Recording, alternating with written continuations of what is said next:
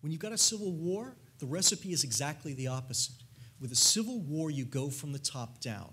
The way to end civil wars is to find political compromises, in some cases to impose political compromises among the different warring factions. And so you've got to have in Iraq today, as I'm suggesting, if you're going to deal with all these problems, you've got to have both a bottom-up and a top-down approach going simultaneously. And if you try one without the other, it's not going to work. And we've talked a lot about the neighbors. We've talked about what they can and can't do. I would argue that neighbors are important elements of all this problem. They are not critical. I think TX is right. The neighbors are not the germinal point of any of these problems, and if you could do away with the neighbors, you wouldn't, or the problems coming from the neighbors, you wouldn't do away with any of the underlying problems of Iraq. But the neighbors are contributing, so they've got to be part of the solution also. And as Bruce was suggesting earlier, the neighbors can play a role. They do have some degree of influence in Iraq. And just kind of a basic point to make there is that the situation in Iraq has devolved so far that we're not really in a position to shun anyone's help. Okay? And in fact, we need to be looking for all of the leverage that we can possibly bring to bear on this situation, and all of the neighbors have some degree of leverage on this, and we want them using it in concert with us, not against us. And too often they've either been not using it or using it against us. So when I talk to people about this, my glib answer of when they say to me, what's your 7-second answer for how we solve Iraq? My answer is, well, we need a top-down, bottom-up, inside-out approach. Okay, and if you can do that, we'll win. That said, and I've outlined what is obviously an incredibly complicated situation, the real point that I want to make where I think that Iraq can fit back into this conversation about asymmetric warfare and counterinsurgency in general is to point out that, in fact, there is a lot of overlap in what is required in all of these different operations. And I think that while we do need to be thinking about counterinsurgency as its own discipline, I think we also need to be thinking more and more about how the techniques of counterinsurgency actually are applicable and are similar, in some cases identical, to the methodologies required to deal with these other problems inside Iraq. And that's not coincidental.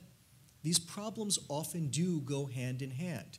I remember back in the early 1990s reading some of the then literature on low-intensity conflict, on counterinsurgency. It was simply considered part of the course that terrorism was a part of insurgency. We hadn't seen too many insurgencies in the history of the world that did not include terrorist elements. And all of the low-intensity conflict manuals that we were writing included sections on terrorism.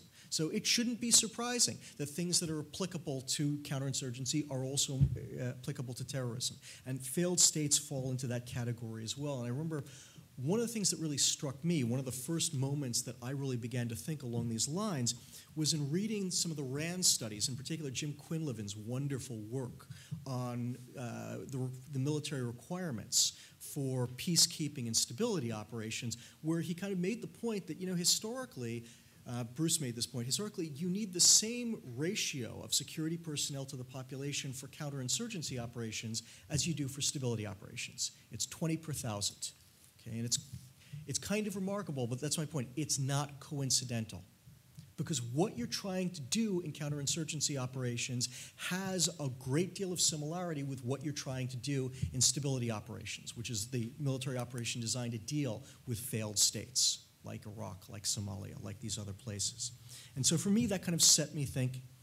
And this is the argument I'd like to make to you, which is that there is a lot of overlap between what is required to prosecute counterinsurgency operations and what is required to deal with failed states, to deal with some of these terrorism problems, to deal with the problems of warlordism. And I think that that's where this discipline needs to move, because I think increasingly that is a problem that the country is going to face.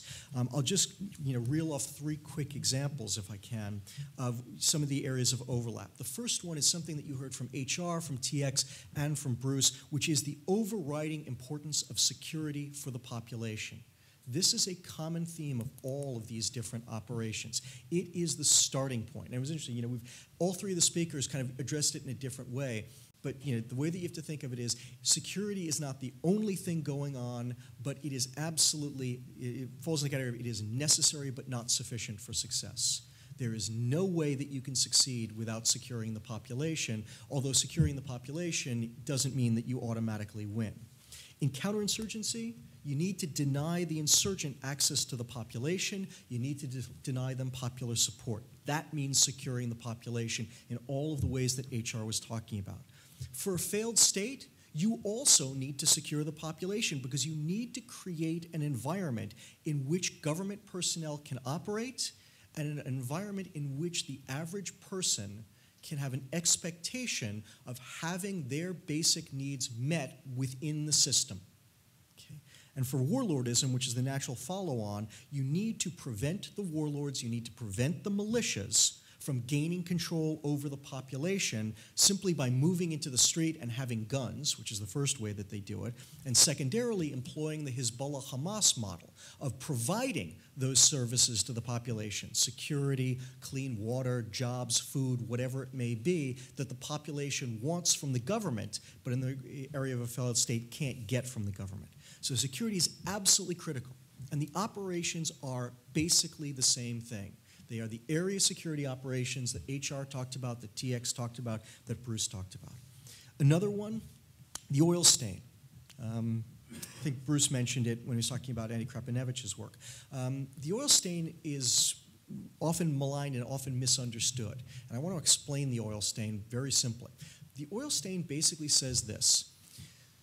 In an ideal world, you would have enough competent military forces to blanket the country with adequate numbers of troops, at least achieving that 20 per thousand ratio.